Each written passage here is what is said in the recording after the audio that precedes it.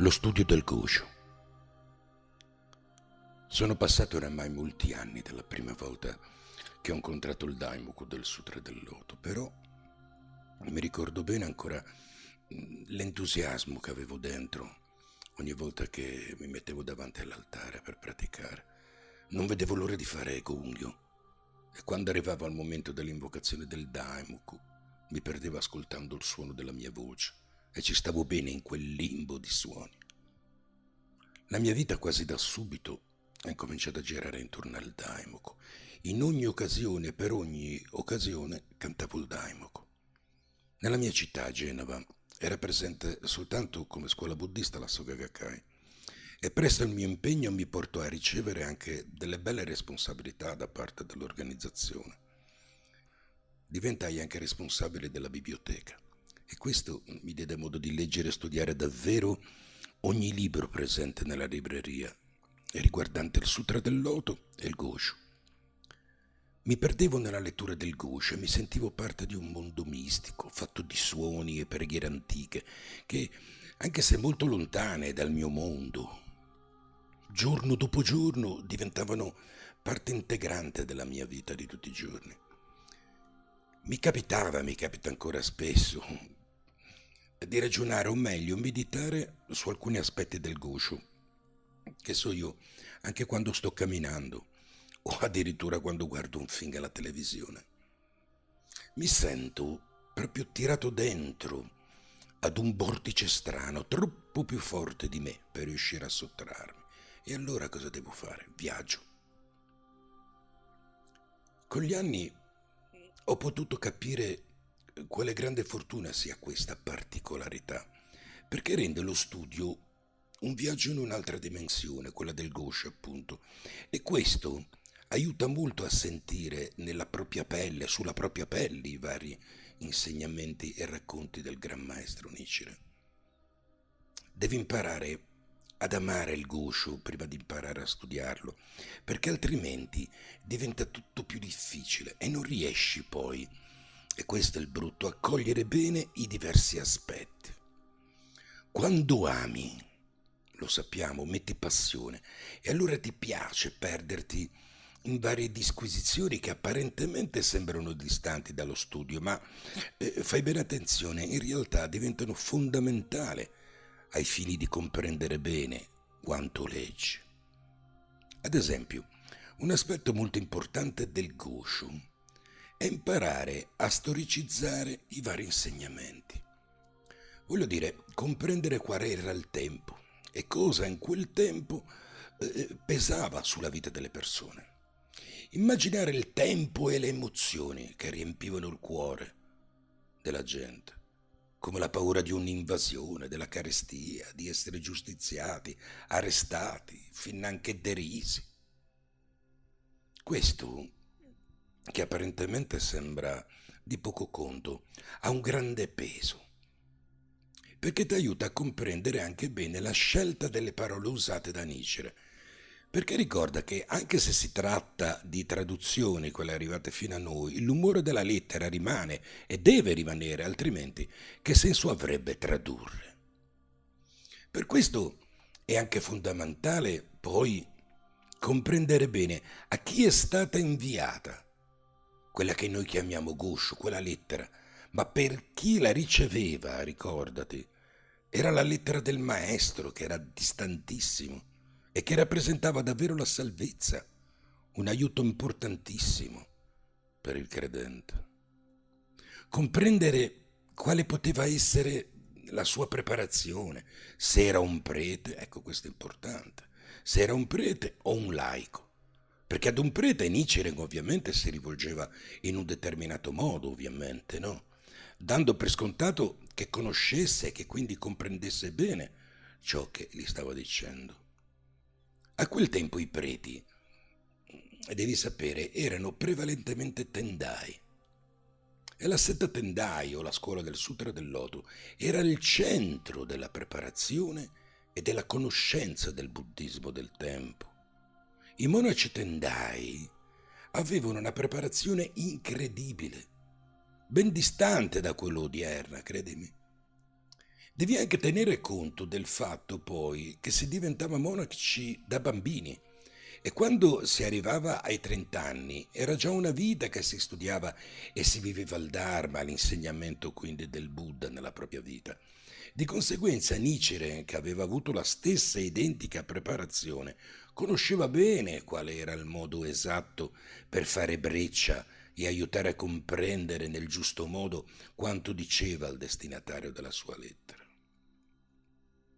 Quando un musicista, o per dire uno studioso in genere, parla ad un altro studioso del suo campo, ovviamente usa determinati argomenti, determinate definizioni comuni ad entrambi, lasciando ovviamente per scontato le basi, perché le basi sono ben conosciute da entrambi. Quale mancanza di rispetto sarebbe? Tutto poi è ancora più specifico se si parla fra professionisti. E i monaci del tempo erano dei grandi, come dicevamo, professionisti. Nichiren Daishonin poi devi sempre tenere molto presente nella mente, ha scritto molte lettere nel corso della sua vita ai suoi discepoli. Alcune sono lettere personali, altre invece sono dei veri e propri trattati dove il maestro spiega la sua visione del Sutra del Loto. Per noi discepoli certamente sono importanti entrambi, ma ai fini di comprendere nel miglior modo possibile gli insegnamenti del maestro, i trattati ricoprono una notevole importanza. Comunemente si fa l'errore di giudicare tutti i Gosho allo stesso modo, ma questo è contrario ai desideri del maestro, che ha scritto nel corso della sua vita alcuni trattati di estrema importanza, che dobbiamo prendere necessariamente come la voce stessa del maestro che ci raggiunge nelle nostre case quando leggiamo e ci indica nel dettaglio gli insegnamenti da seguire. Purtroppo però le traduzioni presenti attualmente non aiutano il discepolo a comprendere quali siano i trattati e quali le varie lettere personali, in quanto sono stati tutti tradotti sotto la dicitura Gosho, che significa, in una traduzione semplice, venerabile scrittura. Le varie lettere personali, poi, che il maestro ha scritto in risposta ai veri credenti, hanno sì lo scopo di aiutarci, perché è inutile, è innegabile che ci aiutano a comprendere, ma dobbiamo necessariamente capire che, essendo lettere personali, le varie risposte rispecchiano il carattere del destinatario. Ti sarai accorto, e se ancora non ci hai fatto caso, se sei, diciamo, giovane nella pratica te ne accorgerai. Ci sono molti casi in cui, se non fai bene attenzione su questo punto, dicevamo, ci sono molti casi in cui Nichiren sembra contraddirsi, ma questo è dovuto proprio ai vari stratagemmi, ai vari oben che il maestro adottava per insegnare ai diversi tipi di persone. Entriamo un pochettino più nello specifico. Ci sono Gosho davvero meravigliosi in cui Nichiren descrive posti, parabole, insegnamenti dei vari sutra e hanno un carattere narrativo davvero notevole. Alcuni, sono di facile comprensione, altri richiedono davvero una grande dedizione per essere compresi nel giusto modo. Purtroppo però chi si avvicina al Gosho spesso non ha la preparazione di base che consiste nel conoscere le basi appunto del buddismo. E quali sono gli insegnamenti cardine del Sutra del Loto che abbiamo visto in una scorsa lezione? Questo ovviamente, lo comprenderai, rende tutto più difficile e spesso causa fraintendimenti che sfociano nella maggioranza dei casi in una strana paura verso gli insegnamenti del Buddha che non sono il Sutra del Loto, appunto. Il tutto nasce dalla erronea convinzione che il Gran Maestro Nichiren, classificando gli insegnamenti precedenti del Sutra del Loto, l'abbia, come provvisori, perdonami, l'abbia considerati sbagliati.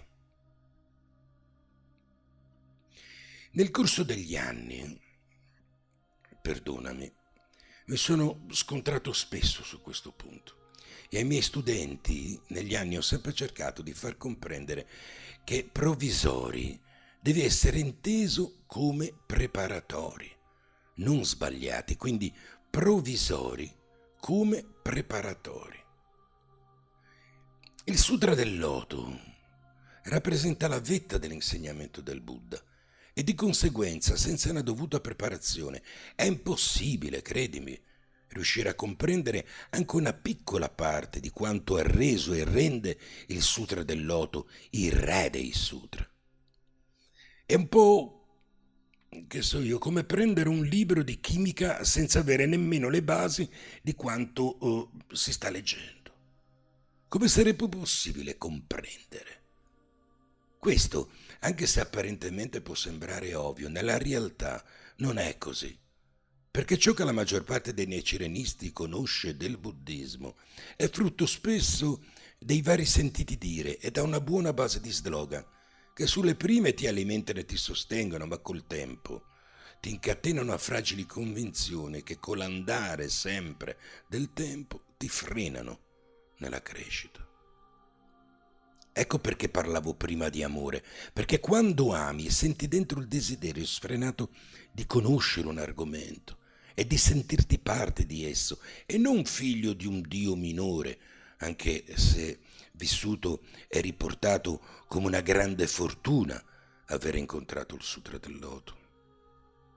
Badate bene, bada bene, è davvero una grande fortuna, ma se vissuta male diventa una disgrazia perché ti impedisce di vivere nel modo adeguato ciò che desideri vivere. Come bere e mangiare senza sentire il gusto di ciò che bevi o mangi. Perché soltanto il sacro Daimoku ha la forza di nutrirti, anche senza comprendere e conoscere, non lo studio del Sutra del Loto. Perché se così fosse, a quale scopo studiare? Sarebbe come ripetere un bel discorso in una lingua straniera che non si conosce, quindi senza capire o sapere ciò che si dice. Fai sì una bella impressione, ma è una bugia ciò che la gente poi arriva a pensare di te. Perché se arriva a pensare che quella lingua tu la conosci, allora è una truffa, una bugia, come ti dicevo. Perché tu in realtà è come se avessi recitato una filastrocca. Ma Nichiren era il devoto del Sutra del Loto, il devoto del Sutra del Loto predestinato per portare a noi gente di questa epoca degenerata la medicina per guarire dalla nostra sofferenza. Non bisogna considerare Nichiren un profeta a parte del Sutra, altrimenti si perde il senso stesso della vita del Gran Maestro e si calpesta, oltre che la nostra vita, anche tutto ciò in cui Nietzsche ha creduto. E ti ricordo che ha dato la sua vita per questo. La base per intraprendere lo studio del Gosho è senza dubbio poi l'umiltà.